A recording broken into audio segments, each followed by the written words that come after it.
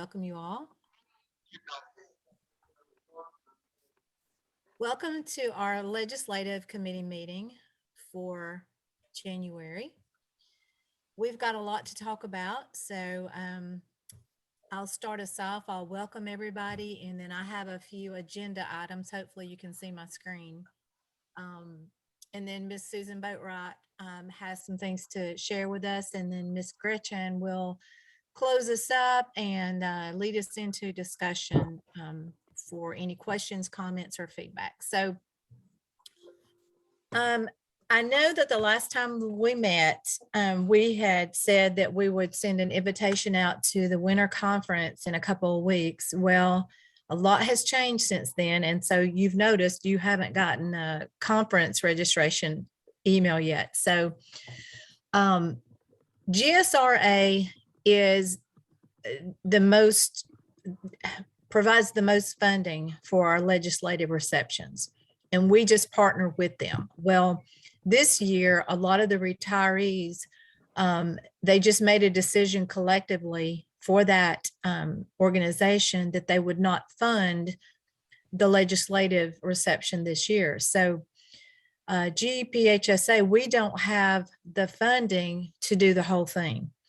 So then we thought, well, maybe we could just do, in lieu of having a legislative reception, we could maybe have a day at the Capitol where we would go and meet with the legislators, any of them that were there in the session that day, and maybe serve them cookies and refreshment and just kind of a meet and greet. Well, Ms. Boatwright has received information that visitors are not going to be allowed in the Capitol for the next few months. So that was a wash as well. And the winter conference being in Atlanta, the main reason we're there is because of the legislative reception that we always plan that time. So that being the main thing, we as a leadership group did not see spending that kind of money for registration and contract signing to stay in the hotels close there when we weren't really going to get to do the main things that we wanted to do. So therefore, it's going to be virtual. And Ms. Boatwright will talk about the more of the planning there. I just wanted to let you know that's the update. We're not going to have a legislative reception this year. But Matt and Jackie, which Matt is our legislative face for DFACS, for the Department of Health and Human Services, him along with Jackie are going to be boots on the ground at the Capitol. So they're going to be there with the legislators, and they will be bringing back information for us. So that's a big plus for us. And then Kevin Harris, which is our Director of Government Affairs for Child Welfare and OFI, he will start having Friday calls again. So we as in Susan and Gretchen and myself will be a part of that Friday call. So this is good news. We're connected, and so we're getting information about all of the things that are going on and everything they're backing and tracking. Let's see, legislation session, the new session starts, sorry about that, January the 10th, and that's next Monday. So we have our content experts in place, which are, if I pull it up, I'll lose my screen. We've already had them all identified, and Ms. Boatwright will start doing the daily readers for every day they're in session for what legislation is coming up and what we need to monitor and take care of. She will then turn and send out any legislation that affects what we do or the families we serve. She'll send it out to the content experts, and then they'll put their 2 cents in and their feedback and send it back to her. And then we'll collectively, give her all that feedback, and then she'll take it back to our lobbyist. So that's kind of all the updates that I had. Susan, are you on? Yes, can you see me? I can now.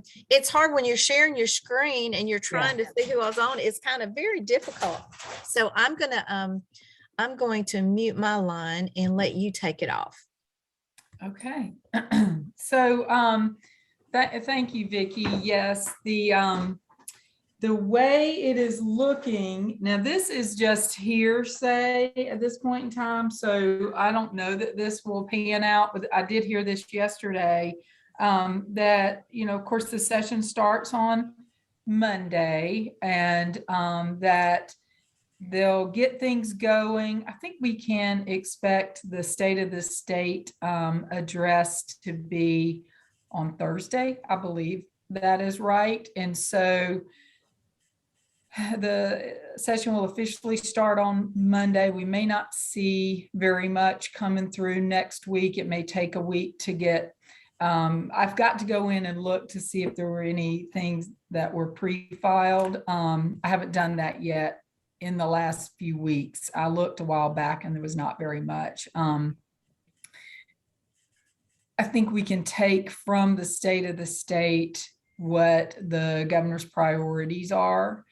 Of course, I think we've talked about that the instructions that the governor's office asked each department to do, not just DHS, but everyone, is to submit a flat budget, which is not really all that unusual in an election year. But what I have heard is that, there may be some things that are added to the budget because the reserve is so high.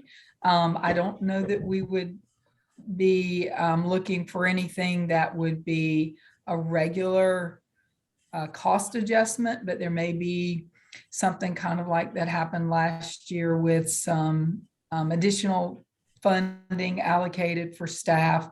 I don't know any of the details. I know people might want to know if a certain level of staff will be included. I don't know. This is all just anecdotal, general conversation that, state employees may get a little bump, but it won't be anything that's factored into their salary amount. The flat budget is not unusual for the last year of a term. Also have been told that there's some talk of getting the session started and then maybe taking a pause because of the surge in the virus. Like Vicki said, we've already been told that no one's really going to be allowed in the Capitol for the purpose of PR or outreach outside of legislators and the people who are work is directly connected to a legislative job. And I think it's also reasonable to expect that the session may be shorter rather than longer, only because it is an election year. And so, some people really need to get out and campaign, and they can't do that during the session. So this is just conjecture at this point in time, but right now, expecting it to be a shorter session and maybe one that we have to do just old school outreach to legislators. Of course, we have our contact with the government impact lobbying firm that we can reach out to. One of the things that we had talked about as a means to trying to engage with legislators is I had a meeting yesterday where we talked about at the DHS level, not just the DFACS level, starting back some stakeholder engagement, AKA road shows. And I suggested that legislators be a part of the group because one, that impacts all of DHS. And two, we really have not had the opportunity to engage one-on-one in the past couple of years very much. And it doesn't look like that's going to change this year. Then Vicki helped me with my engagement with leadership.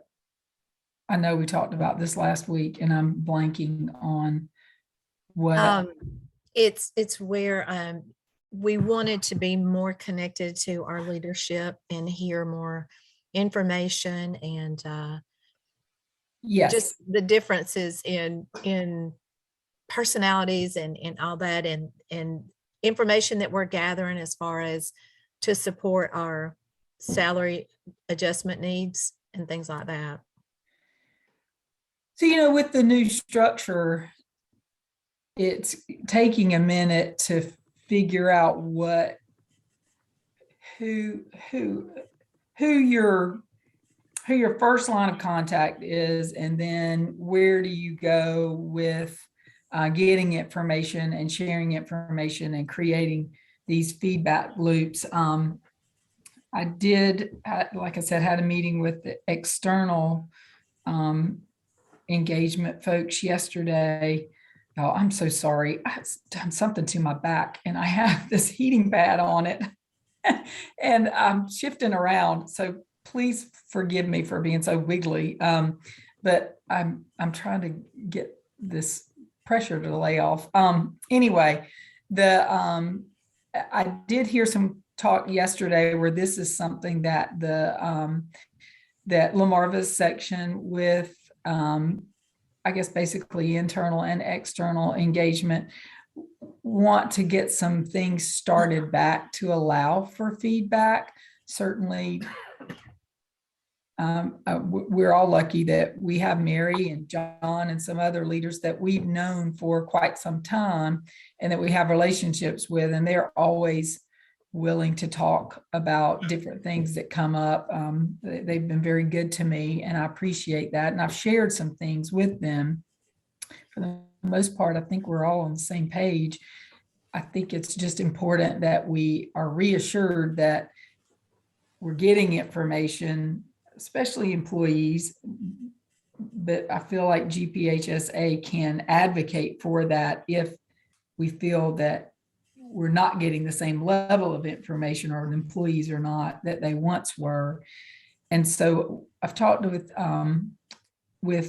a couple of folks in leadership about that and expressed some feedback I had received that maybe we want to think of some ways to try to do that so that our employees, our frontline staff, our managers feel a little more connected to the decisions that are being made and the work that's moving forward and what the priorities are.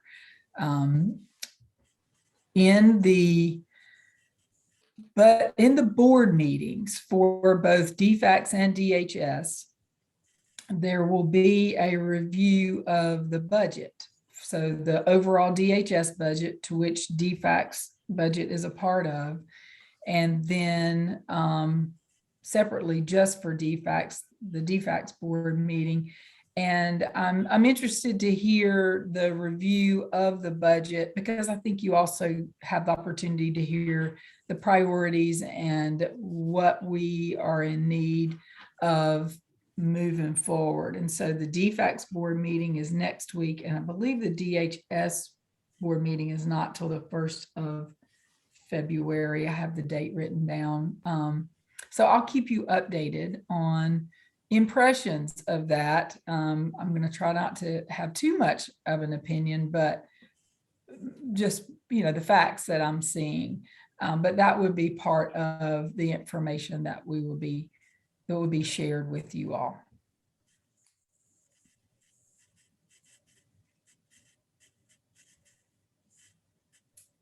All right, Ms. Gretchen, you want to go ahead and open us up for questions, feedbacks, and comments and talk about our next month meeting? Excuse me. Yes, I can do that. First, let me just say Happy New Year to everybody. And I will go ahead. I guess we can talk about the next meeting first, and then we can go into questions, comments, and all of that. So in case we run out of time, we'll have already established the meeting. Our next meeting was to take place during the winter conference, our training, which would have been also at the same time we would have had the legislative reception. I think, we had the legislative reception that evening, maybe possibly would have had committee meetings that day, earlier that day, and then the training would be the following day. The training is going to be virtual now, it's my understanding. And so wanted to talk about, do we need to still try to plan to meet during that time frame, Or do we want to just hold a February, or we want to reschedule a February meeting for later in February, or just hold that and then meet our first Wednesday in March? So just want to open that up for some feedback and discussion about what you all feel like we need to do regarding the meeting for February.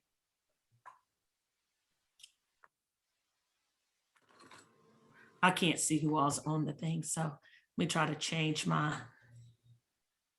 view.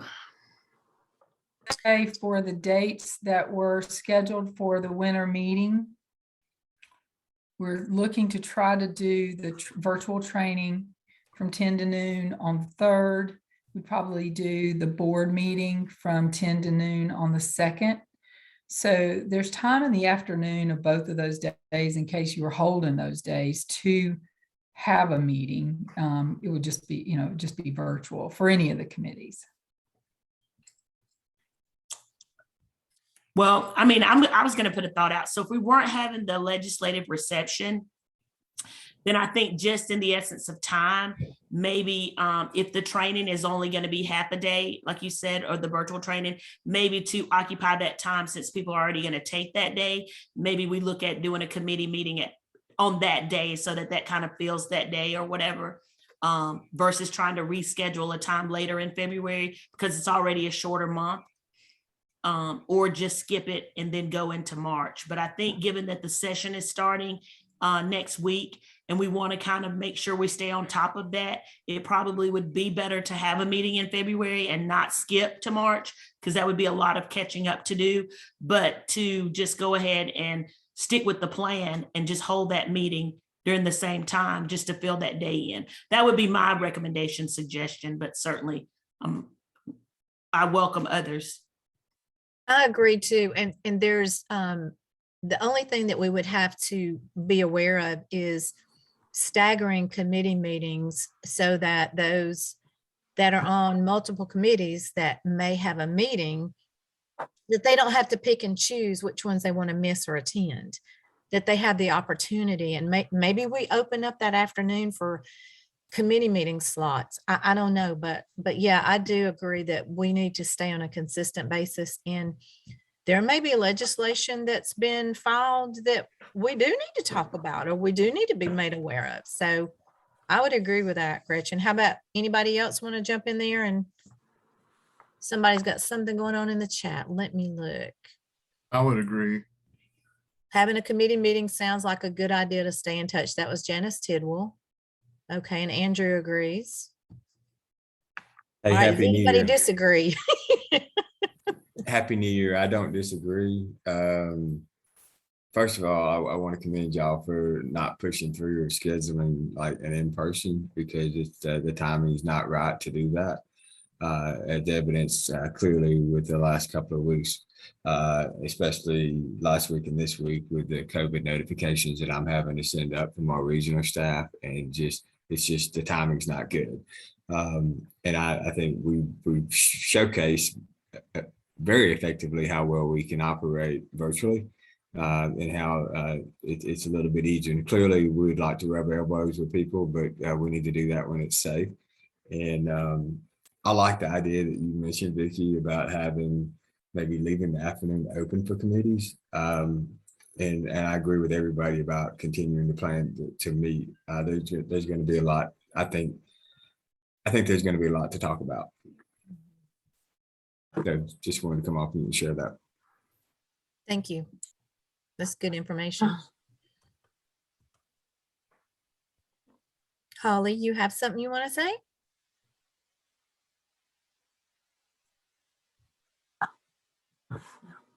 You're breaking up if you're talking.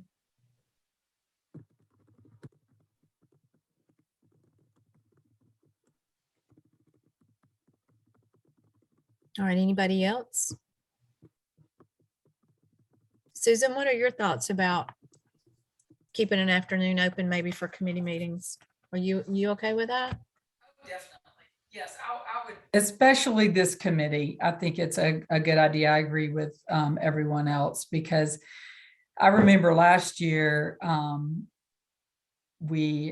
it seemed to roll around so quickly because things were happening. And so it would I think it's real important to continue it. And I appreciate the feedback about the decision as well. It was a difficult decision. 2 weeks ago, it was, or whenever we talked, I guess it was last week, when Angie, Susan, and I talked, it was kind of looking like we probably shouldn't move forward. But what the decision we really had to make was, do we sign a contract that binds us financially to something that people will not feel comfortable attending? And ultimately, we decided that was not a good idea. But as things have evolved, even since that meeting, I appreciate the validation that the right decision was made. I agree. It's just, it's always a surprise to me how quickly my thinking can shift, even over a 2-week period of time about something. But it also, it makes planning anything a little dicey because you just don't know. So I appreciate y'all understanding. And I definitely think this group and any of the committees who can meet in the afternoon, we should try to do it. And we could actually use the afternoon of both the second and the third. I think for most people, if they're, well, this group can decide, do they want to do it on the afternoon of the training? If there's a day that works better for either, and go on and set it up and you'll have that time. Because I don't know of anyone else who's established a time to meet yet. So we can work around that. Well, I think if we just stay on our normal schedule of Wednesdays at 1, or the first Wednesday at 1, pretty much everybody's got that on the calendar. And it won't be oh, I forgot about the meeting was changed for today. So I just, for consistency's sake, unless somebody else has a comment or suggestion. And so I was going to recommend that as well. We already have a link to it set up that we could go into, so there's no additional thing to do. And even if someone wasn't able to go to the winter training or whatever, they still have the opportunity to join this committee meeting without having to do anything different as far as registering or anything like that. So I would agree. I think the second would be the better of the 2 days for us.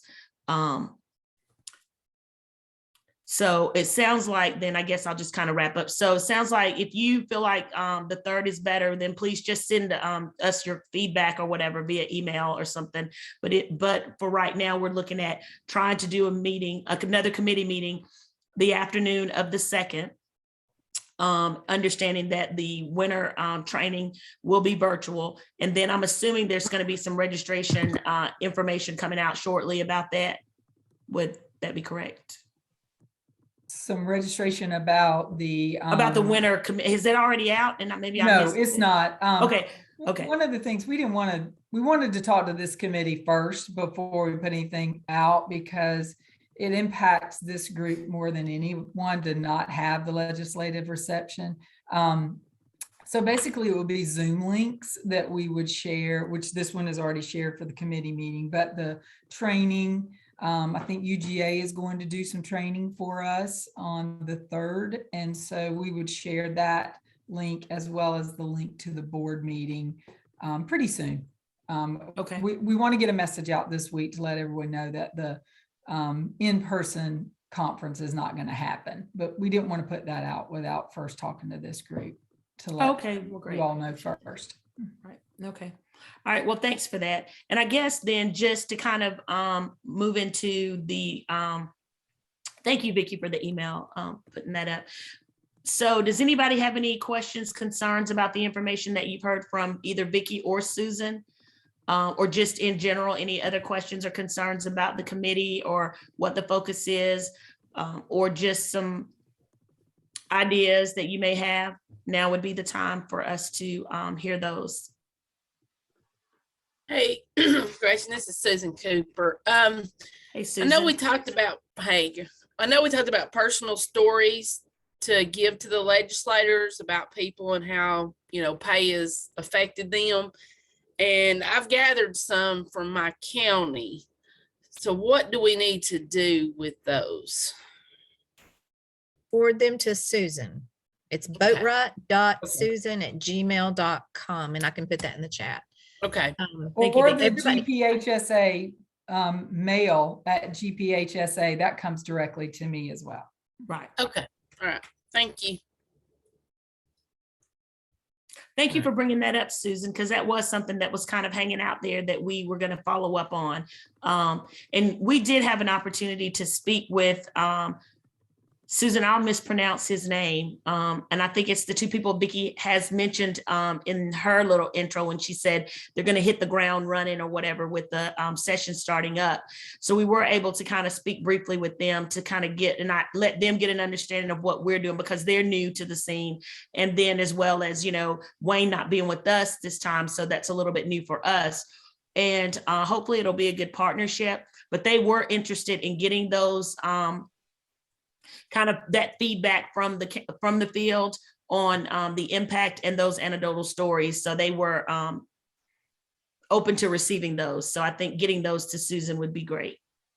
Yes, and I would share them with, it's Matt Wasatowski. Thank and you, Susan. Yeah, I actually I wanted to make sure I pronounced the last name correctly. And then Kevin and Jackie and Emma. I think we will have completed the loop if we share with all of them, which I'm happy to do. And Andrew, I think you were collecting information from the region. Have you been getting any responses on that? Hey, yeah, struggling with Zoom. All right, cool. Not used to Zoom.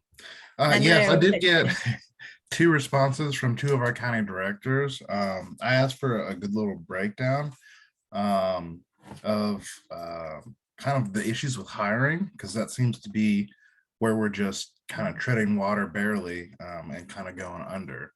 As well as, you know, what is our current staffing level at in the county? Like, how low are we and how many staff do we need? How many open positions do we have for us to actually be on a functioning level? Just to kind of drive that home, like we're not getting staff on and we're already below.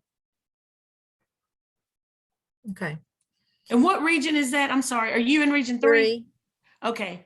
Yeah, Yes, ma'am. that's a great idea. I didn't know I didn't think about that from a regional perspective. And I think that is an excellent idea. We're struggling in region 4 as well. And me personally in Coweta. So I think that's some great information because that's really, you know, certainly we know we've talked about the salaries and all of that, but I think that, you know, the critical thing is also just us maybe not having the manpower to do the work.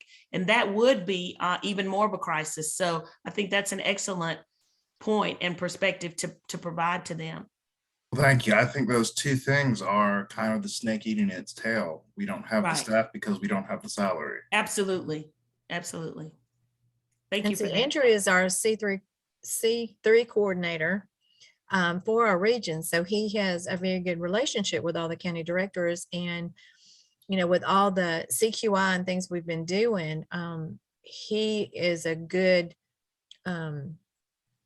measuring tool for us to, you know, check the pulse of, you know, what are the county's experience, and, you know, because it affects our work. You know, Absolutely.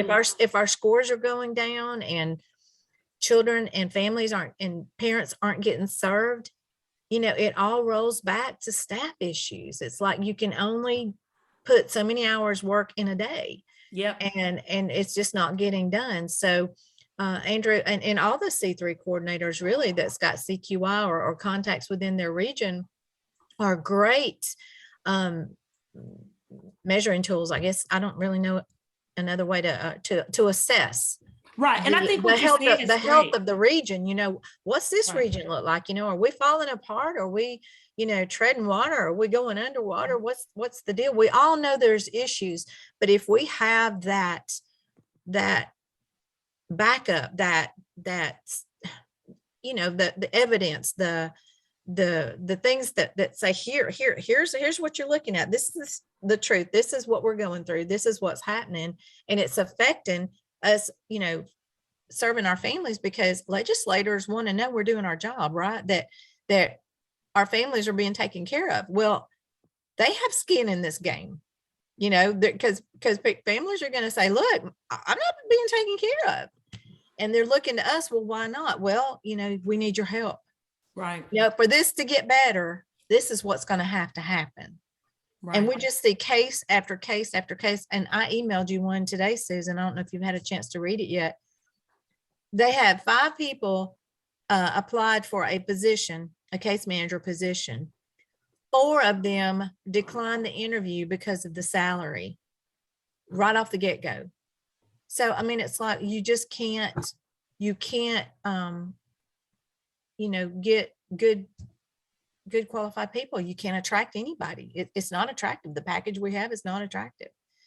So if you have anything, please send them to Susan, because we are compiling a boatload of information that we need to kind of cipher and sort and filter and put together maybe a 1-pager or something of, you know, real-time examples, and we've got to get some traction. Is there a deadline? A deadline? Just Yeah, as do we soon as need- you can. I mean, Okay. the sooner the better, I Okay. would say. Susan, do you have like a target that you're trying to have? You got a meeting coming up or anything you want to get prepared for? Well, I would say if you have anything in the next couple of weeks, the opportunity to share it in a way that it, you know, makes sense to maybe the issue at hand, or if we get, you know, the opportunity to weigh in on something, it will be great to have it before we get too deep into session. Particularly impactful to me are these certainly the story of the vacancies without question, but the stories about your applicant pool and having a pool and not being able to get anyone or get the top applicant because of the pay. I mean, that seems to be a trend. And that's a new trend. We've had vacancies, we've had turnover, but the not being able, people who have applied for a job and once they learn the salary decline is a new twist that I think is, I mean, pretty important. And I think, you know, even more impactful is the fact that these people are not even experienced that are turning it down. So it's different. You know, it's one thing to talk about people who have experience and you're saying, hey, I need a little more salary because I've got experience. These are people I'm finding, you know, in our pools that we're getting, these are people who really don't even have any agency or any similar experience, but they're still not interested in the package. Mhm. Right. You know, the conversation a year ago was around how long the hiring practice was taking, you know, really even for the past 2 or 3 years. And I hear more now about going all the way through the process and not coming out with a candidate that, Right. you know, you have to go back through it again, which is, again, it speaks to a different issue. We have had positions, Susan, that's been posted 3 or more times. So you can add a couple of months for each time it's posted, plus the time of vacancy, maybe before it even was approved to hire. So you're talking about half a month, and then and then by the time you finally get somebody on board and they're actually able to handle a caseload, you're looking at another several weeks. So Long time, not weeks, months, long time. yeah, but until they can actually, you know, feel like they can contribute and be turned loose, so to speak. I mean, you're talking about a year. So I mean, and we can't wait a year for every position that we have. In some counties, they're just struggling. They just can't get any referrals. It's just mind-boggling, honestly. It's mind-boggling. One And of the counties Susan- reported they had 9 open positions that they had posted and got 2 applicants. Vicky, Yes. I had made it a recommendation at the last meeting that we get someone, a writer to compose, a researcher and a writer to compose a white paper that we could distribute to our legislators, in the Georgia Assembly. Mhm. Is it any way that we can proceed to try to look for somebody who could compose a document like that for us, that will not only have the stories that Susan is asking for, but really do some concrete research on this matter and show what the 159 counties are experiencing as it relates to staffing. Mhm. And if we can get that, and the research is current, and we can get someone to create a paper like that, that's something that the Georgia Assembly is accustomed to receiving. We can get it to a committee or whoever needs to get it, so that we can help Susan get some traction on this issue. Right, that's a great Yeah. idea, good. And Susan, I just wanted to add, someone put in the chat, and I was trying to go in and look, Prescott, but just make sure you also know that that's not just social services. OFI is having that. And I think this is the first time in years that they've really started experiencing turnover and then not being able to have an adequate applicant pool as well. And I'm running late. Sorry. I apologize. This is Hey, Shitty Geneva. here. How you doing? Good. Happy New Year. Happy New Year to you guys. Yes, I'm just gonna ditto and say, yes, Gretchen, we are struggling the same way. We have applicants out there and we just don't have anybody that we don't have candidates. I mean, we have positions out there, sorry, but we can't get anyone to apply. And those that we're getting, they come in with very high hopes. And then reality sets in, life changes, rent's going up, and they can't afford, some are having to choose health insurance and a job. And then there are other jobs that are out there that are paying so much better that we can't even get them really through training. We're not having issues with them not passing training. We're having an issue with them, finding that just going for another job just because they can't afford to keep the job. I'm saddened to say that I'm losing veteran staff now at this point. Right. Yeah, I'm seeing that in Coweta. It's very disheartening for me. I had a supervisor, I shared this with my leadership today, that called me yesterday in tears because she's been renting a house for several years, and because of the financial situation, her owner, long and short of it, is having to move back into the home. So she went through the process, she's approved to buy, but because of her salary, she has to stay within a certain amount. She rents, she's going to pay more than what she paid in mortgage, but she doesn't have enough salary as a supervisor to get even a house, a small house in this day and age right now because of the increase. And so unfortunately, after 10 years with the agency, she is actively looking, but she loves what she does, but she's having to look for another job. She has a son that's a senior in college, and she's having to let her son live with someone else. She's having to live with someone just so he can finish up his senior year in school. And she's having to live with someplace else just because she can't afford to make it on a salary at a job that she's been at for 10 years. It's heart-wrenching for me. Last night I tossed and turned all night praying, trying to figure out what can we do. But I just, it's gut-wrenching, guys, to lose people that's been around that long. So. And what's heartbreaking is that I don't know that there's any quick fixes when it comes to what we're trying to do. There isn't. And it's like, by the time it gets fixed, are we even going to be left standing? And that's a scary thought. But, I saw an advertisement yesterday, I think it was Hobby Lobby is hiring full-time at $18.50 an hour. So, that.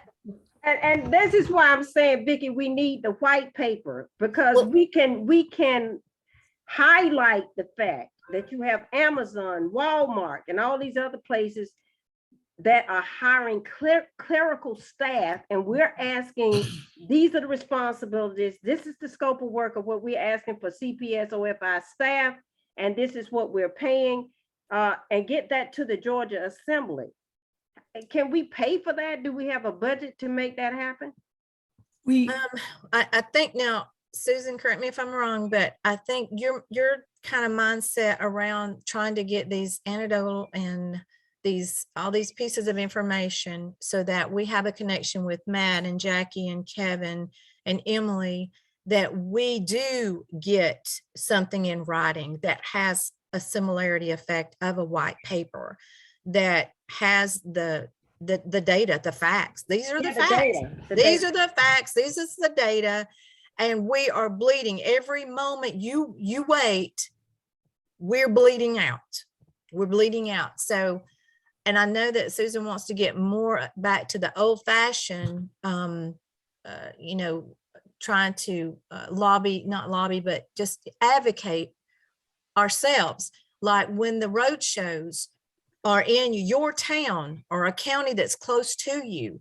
Maybe some of the legislative committee members go meet with the legislators there and talk about what's going on. We could get something that could be typed up that we could all email every legislator in our counties. You know, there's 40 something members in this legislative committee. If every one of us reached out to each legislator, that's a lot of letters. That's a lot of information. We could call, we could ring their phones off the hook. There is things that we can do. Come on, Vicky. I'm telling you that, because I mean, it's time to rise up, right? Rise up. Yeah. It's just, you feel like you're beating a dead horse. And I mean, we're pushing as hard as we can push, but I don't know. I mean, is that what your thoughts are, Susan? That if we can get more traction, we can get more people behind us pushing, we'll get there faster. So yes to all of it, including the great idea of a white paper. We don't really have a budget that would support, you know, having someone professionally do that. My thinking was to join forces with Kevin and Jackie and Matt and Emma. They have the data that we don't necessarily have regarding the entire agency. We have it in pockets where, like Andrew was saying, that he had, you know, he knew of this many vacancies and this many applicants. What I think we have to offer that is unique, I have a lot of examples to go along with that data that you can get from the front line that y'all have given me. And so why don't we do this? We did talk about the white paper, and I've had some conversation, not specifically about that, with Kevin, and we talked to Matt that day when we had our introduction. Let me see what we can do to collaborate on this, because I think we definitely need to all, I mean, I know they're on this same page. They would, you know, move everybody's salary up if the funding was there in a heartbeat. But of course, we have to have OPB's approval and lots of different approvals. It's not a decision that the division can just make, and the legislators would have to sign off on the budget for it. Let me see what we can do collectively together. Ideally, yes, a white paper that has some research and analysis and would be great. We just don't really have the budget to hire for that type of a service right now. Now, the more members we get, the more of a budget we have, and the possibility of doing some things like that really becomes greater, to outsource things and really get the punch we want. Hey, Janedra, would you be able to put together some of those stories that you were talking about for OFI? Because we Yes. know we have Kevin, that's OFI in child welfare. And then is it Jackie that has aging services and child support? Yes, and then they both work with Matt, sorry. Okay, and so all 4 divisions under us, I mean, you know, together, they have the data for all of it. Okay. And then what's so sad is you hear it time and time again, I love what I do. You're pushing me into a corner. I don't have a choice. I need more money. I can't survive. I can't live off of what I'm making. That's the sad part. We just hear so many of those stories, and they're getting more and more prominent. It's not just we can't get people. It's harder to keep people now that don't want to go. We're pushing them away. I mean, we're you know, it's backwards. It is. Yes, I can do that. I get is 2 good? 2 stories good? Anything you Yes. can, yeah, anything. Okay, absolutely. I'll get that over. We'll take everything and anything. So I'll send it to you today, Vicki. It'll probably be after hours when I do that, but I will get it Okay. over to you so you'll have it first thing in the morning. All right, and I'll forward it to Miss Susan. Okay. But Well, I can send it to you and Mhm. Susan both. I just didn't know who to send it to, so I can definitely. yeah, do- Susan's actually collecting all of them so Okay. that she can group them and sort them and filter them however they need to be. Okay. And then you know, make the final product from it. But Not a problem. I'll send that over to Susan. Susan, I'll have it for you in the first thing in the morning when you get it in. Wonderful. Thank you so much, Janidra. This and the housing example to me just speaks to Yeah. so many ripple effects of not having adequate salaries, not being able to buy a house in an area that we're not probably talking about a mansion, we're talking about a sound housing that in an area that that's very impactful. I appreciate you sharing that. Absolutely. I will definitely send that up to you. I can't even imagine. I mean, I say all the time, I'm blessed to have a husband and have a second income. I don't know what I would do if I didn't. I can't imagine in times like this. I'd have to get a part-time job. I'd have to work a second job. Rent alone is so expensive, let alone mortgage. And so I just couldn't imagine. And I've even, I know some of you guys may be in admin support in those types of positions. I have also sent Susan a lot of information as to, we had X amount of admin support and now we're down to like 25% of what we did have because of them needing full-time jobs, or they needed a raise. They just couldn't make it on what we pay that's left. And just the job duties that they didn't feel that they were compensated for what they did and how much they done, because sadly, we all know this is how it works, especially when there's times of famine and there's a freezing, a hire that's freezing, you can't hire any, where the staff leave, but the work doesn't leave, the work stays. And then it's divided into the ones that are left. And then another one leaves. And then it's just multiplied and multiplied. And before you know it, you're doing way outside your job responsibility. You're doing more than one person job. And you reach burnout. It's like, I can't do this. And I'm not even being compensated for it. So I've got a lot of those examples too, where we can't get quality people there and we're not compensating for the job that's being done. And we're asking for salary studies to be done and jobs to be, what are you doing and what is your job description and are they matching up? And I mean, they may be doing that in a leadership role too. They may be doing job analysis because it's been many, many years since that's done and so much has changed.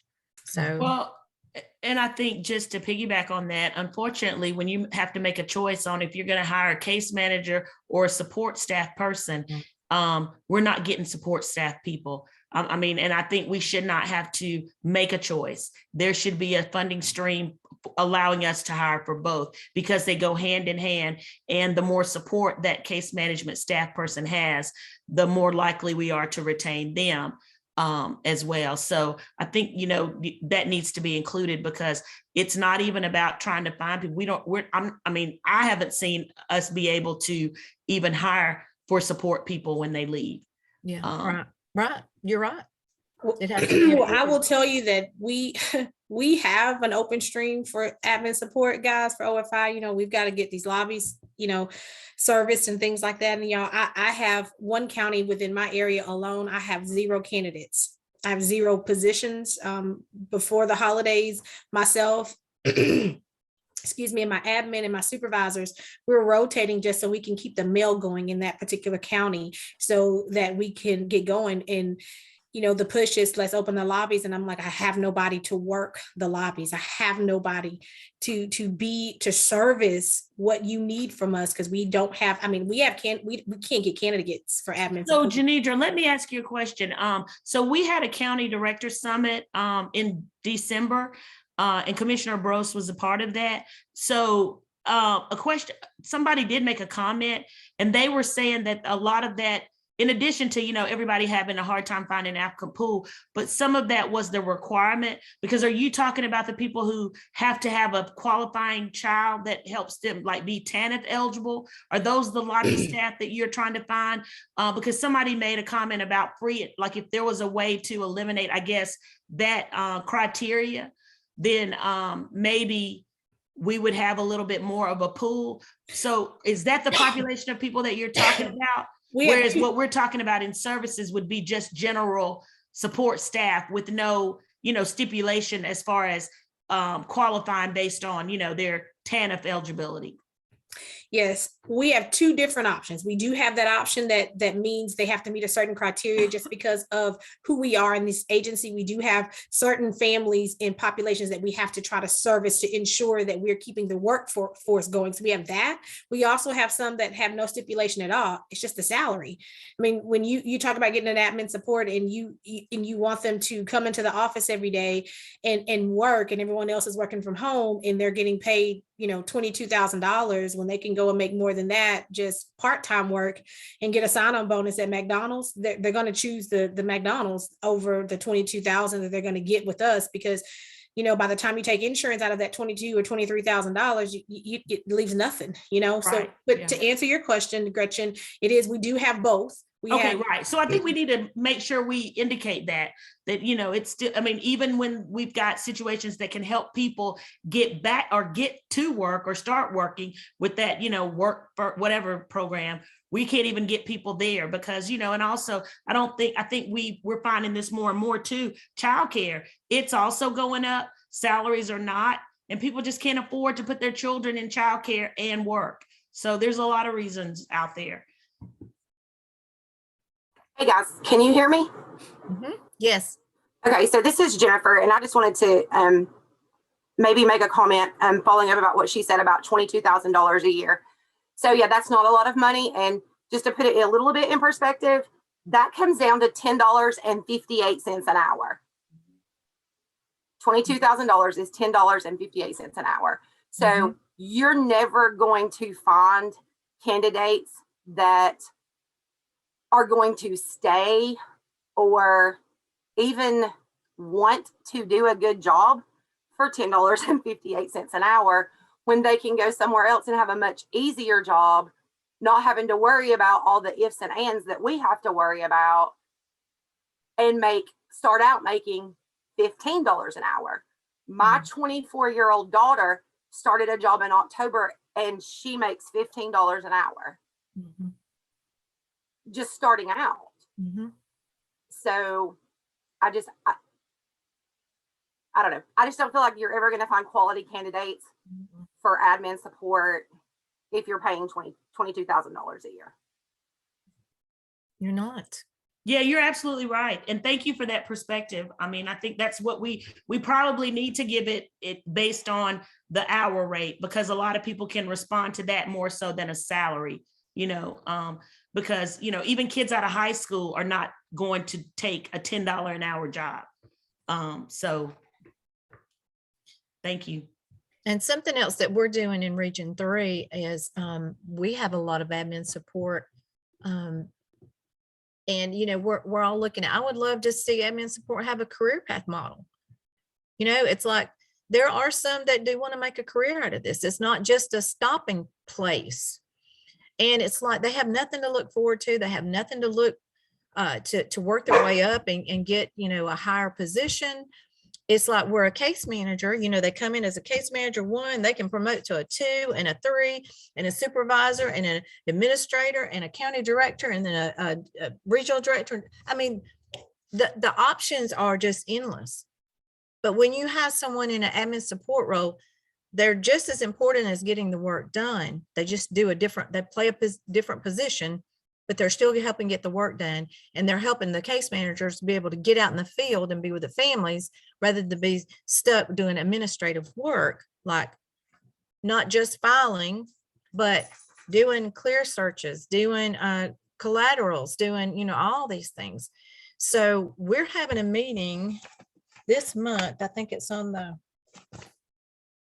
17th, maybe, where we're meeting all I'm the regional business support manager, and then the regional administrative assistant to Jennifer, Shanita Wells, and all the county directors. We're having a meeting to talk about administrative support and how we can, what we can do to better what we have and to have some options, for our admin to grow. There are no options.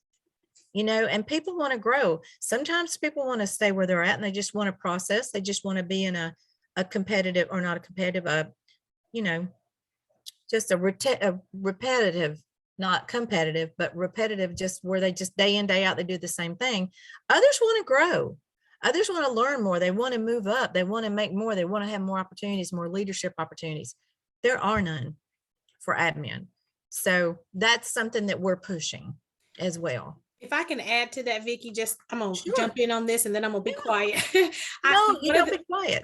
One of the things I've been really pushing and begging and pleading, right?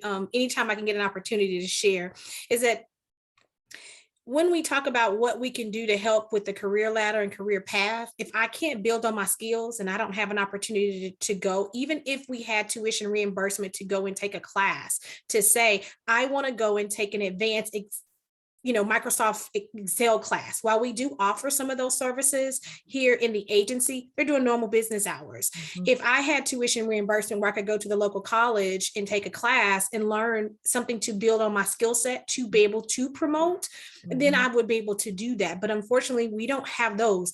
You either sign up for the 4E program and do social services, or there's nothing. We could even do, any type of tuition reimbursement outside of saying, okay, what if I can't commit to a 4-year school right now to get my degree or a bachelor's in social services? Can my company, can my agency that I'm dedicated to be dedicated to me for me to take a class where I can learn a different skill set to maybe prepare me to be a case manager in OFI? Maybe it takes me longer to work the path up, but if I can't commit to going in and getting a full 4-year degree right now, because I do have kids or I do have other circumstances, where does that lead us to? Where do we go? And I think from an admin support position, I think that is something that I really, really wish we could do more of and have an opportunity to get, class by class or some type of tuition reimbursement that doesn't, whatever the stipulation may be to it, but they can grow and learn their skill set, because unfortunately they don't always get to do that. Now, one of the benefits of being a GPHSA member, I want to throw this in because I don't think you were able to make it for our last conference, but we did talk about this. The foundation has a lot of money, well, not a lot, but it has money that's marked for educational purposes, so to speak. And you can, as a GPHSA member, you can request funds for educational purposes, whether it's to. I got a reward. I was awarded one of the scholarships. There you go. We did. Right. But in addition to GPHSA, the state needs to have some kind of tuition reimbursement for those other job classifications, so that those that do want to better themselves, that do want to promote and move up, have that ability. Mhm. That's how, when I worked my corporate job before I came here, that's how I got my college education. They had tuition reimbursement.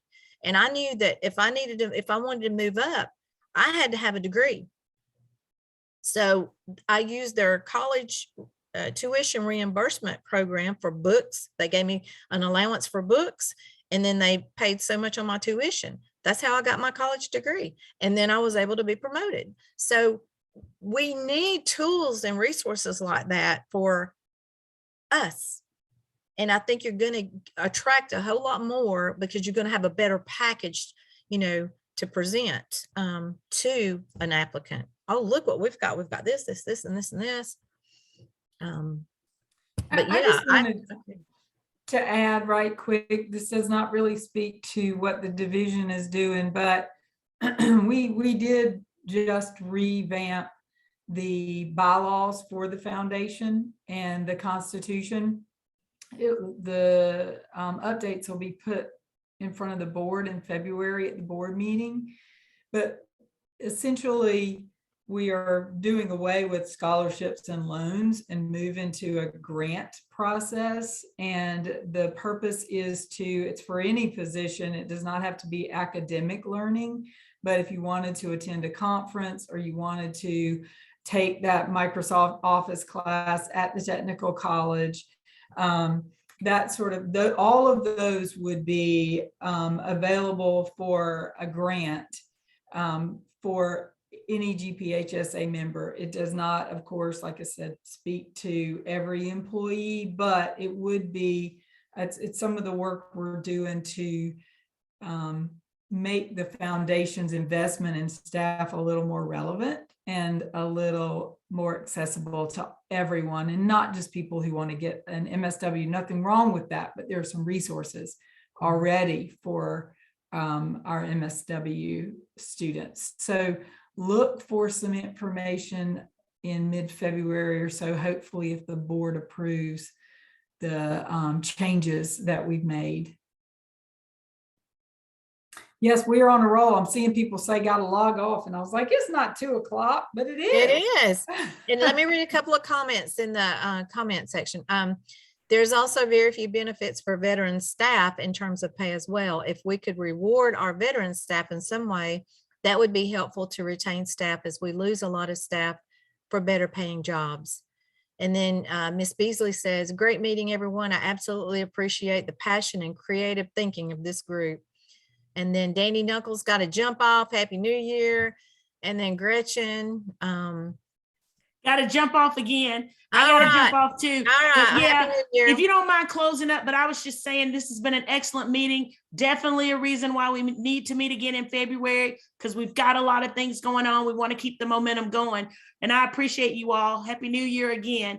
And Vicki, Susan, if you don't mind, thank y'all for wrapping up for me. All And right. I'll be in touch. Thank you all. I have a question. Do we include names on the stories when we? No, Probably not. just the area of the state. We Okay. could perhaps do the region if we wanted to, but we don't have to. Okay. All right. Well, any other comments, feedback, questions? We have another comment. Let's see what it says. Great discussion, everyone. Thank you, Dawn. All right. Susan, you have any closing items you need to throw on us? No, just I'm looking forward to working with everyone during the session and just continuing. This is such a passionate group, and just very hearts and hands are in the right place, I think, and moving forward. All right. Anybody else? I just think you talked about maybe including the region of where the story is from. I don't know that I would even do that, because I don't feel like it should not matter where you live in the state. Your pay should be based off of your work performance, not off of, oh, well, they don't live in a metro region, or they don't live in, A class 3 county instead of a class 2 county, or exactly. a class 4 county. Forget about across that. the board. It's from the northernmost border to the southernmost border.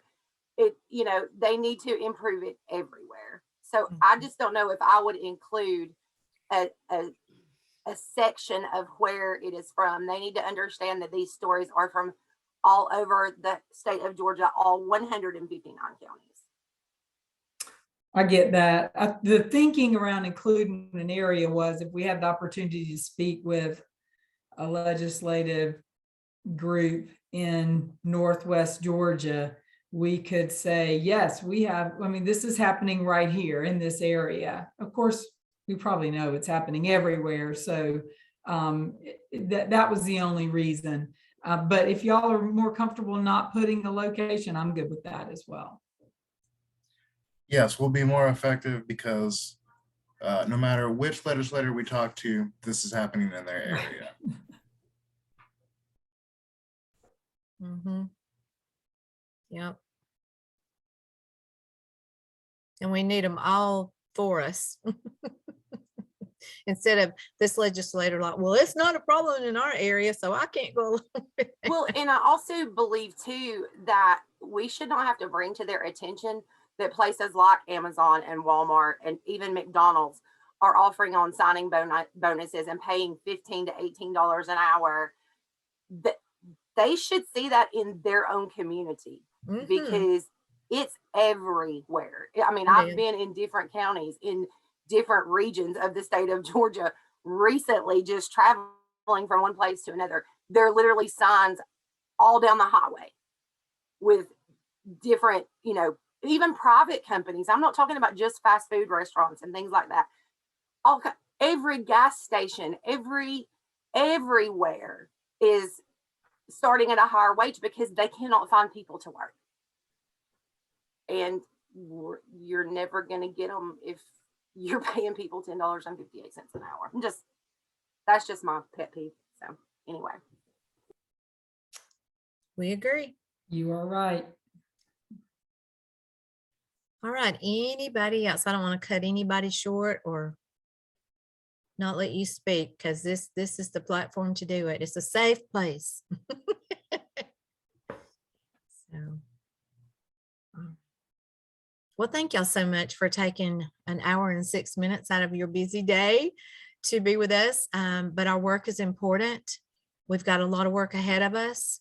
But I do believe with the group that we have, plus with Matt and Kevin and Jackie and Emily, we've got a great, strong team. If anybody can move this forward, we can. So we'll just keep chipping away and be looking for the link for the registration for or the information to join for the conference, the winter conference. And if you have any stories, send them to Susan. And if you have any questions, just let us know. We're here for each other. And Happy New Year. I hope you have a great rest of your week. Rhonda, did you have something? No, I was just Okay. going to say bye and enjoy the meeting. Thank you, Rhonda. We appreciate you so much. You're welcome. You're welcome. All right. Thanks. Bye, everybody. Bye.